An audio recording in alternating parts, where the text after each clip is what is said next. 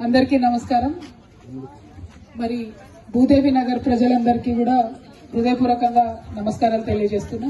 ముఖ్యంగా మా ఆడబిడ్డలందరూ ఇంత చలిలో ఇంత ఓపిక వచ్చి అందరికీ ప్రత్యేకించి ధన్యవాదాలు. ఇళ్లలో మీరు భోజనం చేస్తుంటే లాక్కొని వచ్చిన మిమ్మల్ని ఇంకా సగం మంది తిననట్టే ఉన్నది, అంతేనా? కానీ మంచిగా పాలమూరు స్టైల్లో రొట్టెలే ఉన్నాయి. ఏ ఇంట్లో చూసినా కూడా రొట్టెలు మటన్ కూరనే కనబడ్డది నాకైతే ఎక్కడ చూసినా కూడా, అంతేనా? అయితే ఇక్కడ భూదేవి నగర్ ప్రజలందరికీ నిజంగా చేతులెత్తి మొక్కాలే మీ ఓపికకు. 40 ఏళ్ల నుండి ఒక దిక్కు పట్టాలు, ఇంకో దిక్కు రోడ్డు, మధ్యలో చిన్నగా గుడిసెలున్నాయి. చూస్తుంటేనే నిజంగా గుండె దరక్కపోతుంది. నేను మొదటిసారి చూసిన ఇట్లాంటి పరిస్థితి. అంటే నేను ఇక్కడికి మల్కాజ్గిరికి ఎప్పుడు రాలేదు, అసలు ఏ ఊర్లో కూడా ఇంత ఘోరమైనటువంటి పరిస్థితి నేను చూడలేదు. మళ్ళీ వస్తుంటే మధ్యలో దాదాపు 3 ఇళ్లలో కూడా ఆగి చూస్తే ఒక ఆడబిడ్డకు మొత్తం ఇట్లా మొహం కొట్టకపోతే పైకెళ్ళి కిందికి కుట్లేసి ఉన్నారు. చాలా దారుణంగా ఉంది.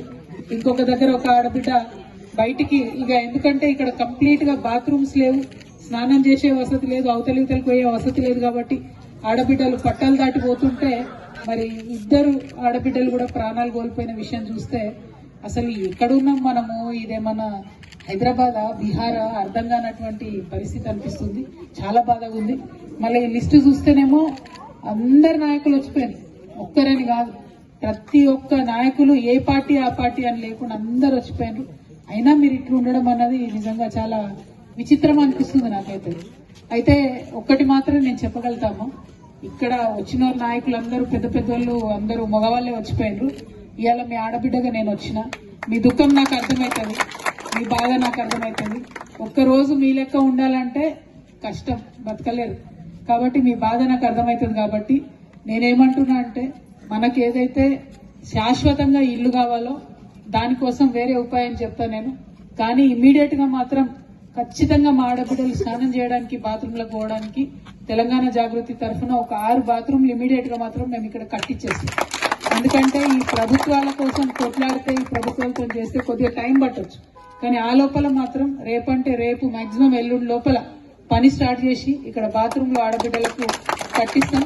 దాంతో ఏంటంటే మన మర్యాద, మన పరువు మనం కాపాడుకునేటటువంటి ఆస్కారం ఉంటుంది.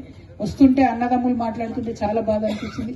వయసులో ఉండేటటువంటి మగపిల్లలైనా తల్లి అయినా అందరూ కలిసి ఒకే దగ్గరికి బయలుభూమికి పోవాలంటే నిజంగా చాలా చాలా అనాగరికంగా, చాలా బాధాకరంగా అనిపిస్తున్నది.